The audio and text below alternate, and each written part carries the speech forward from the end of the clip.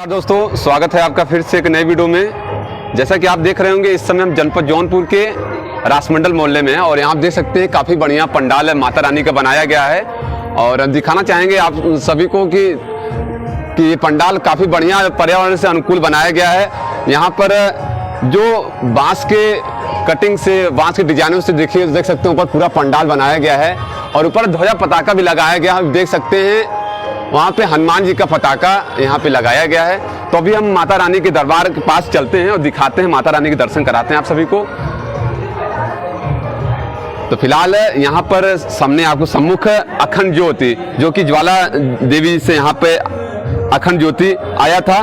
तो माता रानी का देख सकते हैं काफ़ी बढ़िया मूर्त इस वर्ष रासमंडल संस्था ने मंगवाया है, बनवाया काफ़ी बढ़िया से बंगाली कलाकार द्वारा। और हमारे देख सकते हैं दाहिनी तरफ बाबा गणेश जी विराजमान हैं और माता लक्ष्मी जी विराजमान हैं। उनके साथ साथ देवों को देव महादेव, जो कि अनाथों के नाथ हैं, बाबा भोलेनाथ, वो भी विराजमान है इस पंडाल में, इस संस्था के पंडाल में। और गणेश जी अपने हाथों में शंख लिए हुए और चक्र लिए हुए देखिए, और उनका जो सवारी है वो मूषक है।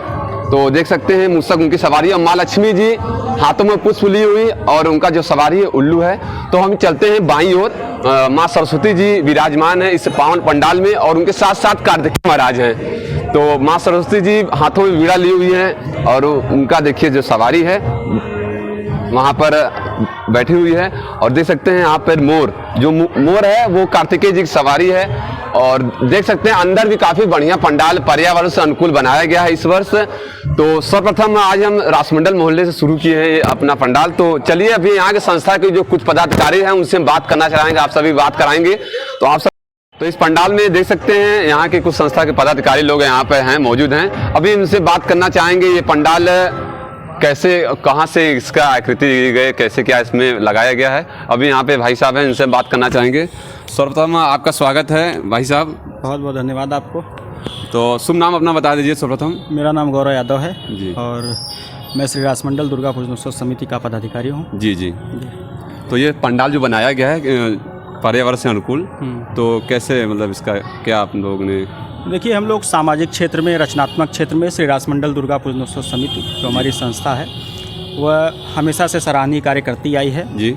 और सन 1976 में जब इसकी स्थापना हुई तो इसकी नींव रखने वाले जो हमारे संस्थापक सदस्य थे जी, उनका ये मंतव्य था कि हम कुछ बड़ा करें और हम धार्मिक कार्यक्रमों के आयोजनों के साथ साथ सामाजिकता को, रचनात्मकता को और भारतीय सनातन संस्कृति और उसकी परंपरा को जी जी एक साथ लेकर चलने का प्रयास करें।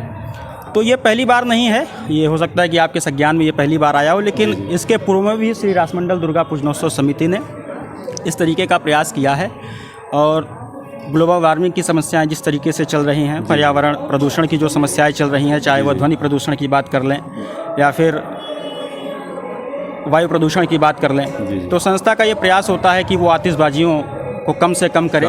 और पर्यावरण की अनुकूलता को ध्यान में रखते हुए ये प्रयास किया गया है कि पूरी तरीके से पर्यावरण के अनुकूल चीज़ों का प्रयोग किया जाए। आप पूरी तरीके से देख सकते हैं कि इसमें जूट का प्रयोग किया गया है, जी जी जी, बांस की बनी हुई सूप का प्रयोग किया गया है और कहीं ना कहीं सनातन परंपराएं और संस्कृति, जी जी, खादीपन वाली जो चीज़ें होती हैं, जी जी जी, जिसकी शुरुआत राष्ट्रीय आंदोलन में हमारे क्रांतिकारियों ने की थी, जी जी, उन तमाम चीज़ों को एक साथ लेकर, समग्र तौर पर लेकर भारतीय सनातन परंपरा को, जी, संस्कृति को, कल्चर को और तमाम चीज़ों का अनुसरण करते हुए एक बेहतर प्रयास किया जा सके, जिससे समाज में एक संदेश जाए और पर्यावरण की जो समस्या है कम से कम उस पर एक जन जागरूकता हमारे पंडाल के माध्यम से लोगों तक पहुँच पाए। एक छोटा सा प्रयास संस्था के द्वारा। तो एक छोटी जानकारी कि संस्था अपना जो स्थापना कौन सा साल मना रही है? ये संस्था के स्थापना का अनवरत 48वां वर्ष है। एक वर्ष उपरांत हम लोग इस संस्था का स्वर्ण जयंती वर्ष समारोह मना रहे होंगे। तो स्वर्ण जयंती पे आप लोग एक अलग दिशा की ओर जाना चाहेंगे, एक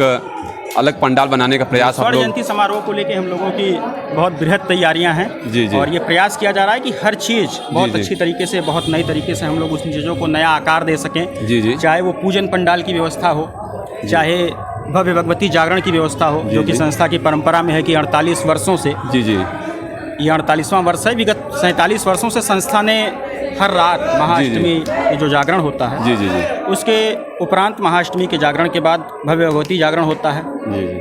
आरती के उपरांत भव्य भगवती जागरण होता है। तो उस परंपरा को हम संजीवित रखना चाहते हैं। जी जी जी। उसमें बड़े कलाकारों का आगमन हो, जी जी भव्य पंडाल की व्यवस्था हो।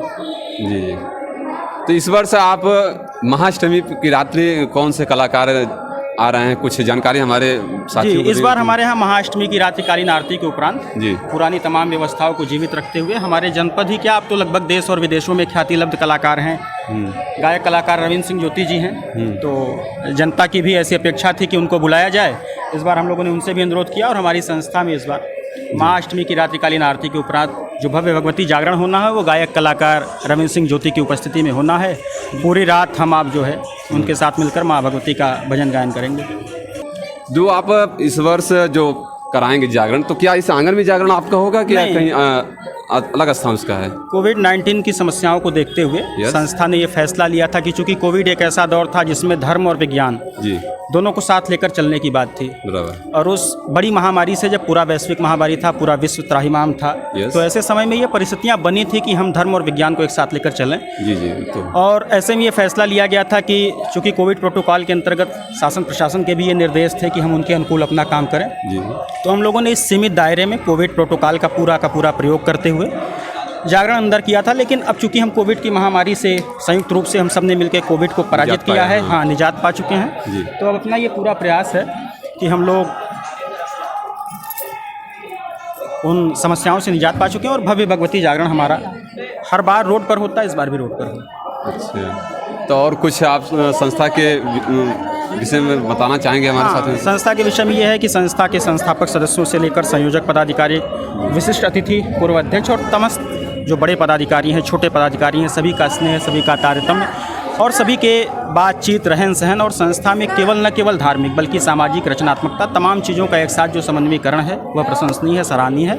बहुत कुछ सीखने को मिलता है। धार्मिक आयोजन होता है लेकिन धार्मिकता से ऊपर की भी बहुत सी चीज़ें हम लोग अनुकरण करते हैं, सीखते हैं और उम्मीद है कि अपेक्षा बनी रहे। संस्था जैसा कि राष्ट्रमंडल संस्था में हमने तमाम लोगों से पूछा, तमाम लोगों ने बताया कि यहाँ पे काफ़ी साफ़ सफाई, काफ़ी स्वच्छता यहाँ पे हर वर्ष पूजा से लेके हो, चाहे आरती से लेके संबंधित हो, यहाँ पे काफ़ी मतलब व्यवस्था की जाती है। तो इसका मतलब क्या आप लोग कैसे एक इसका? सूक्ति है कि कहा जाता है कि शुद्धता में ईश्वर का वास होता है। Yes yes.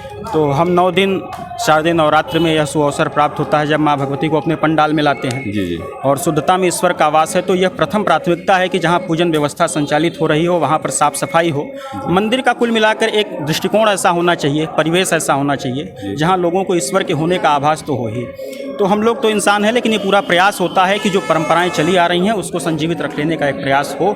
सफाई, शुद्धता, इन तमाम चीज़ों के व्यवस्थित करने में संस्था के जिन पदाधिकारियों का सहयोग मिलता है उनका भी धन्यवाद है।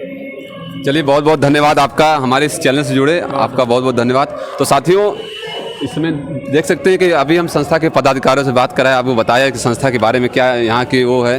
तो चलिए, इस वीडियो को हम करते ही समाप्त। तो आसानी पूरा विश्वास करते हैं इस वीडियो को आप सभी लोग पसंद करेंगे। तो वीडियो अच्छी लगी तो लाइक जरूर करिएगा और जाते जाते चैनल पर अगर नए हो चैनल को सब्सक्राइब करके बेल आइकन दबा के नेक्स्ट वीडियो को पाने के लिए आइकन जरूर दबाइएगा। तब तक के लिए जय हिंद, वंदे मातरम, जय माता दी।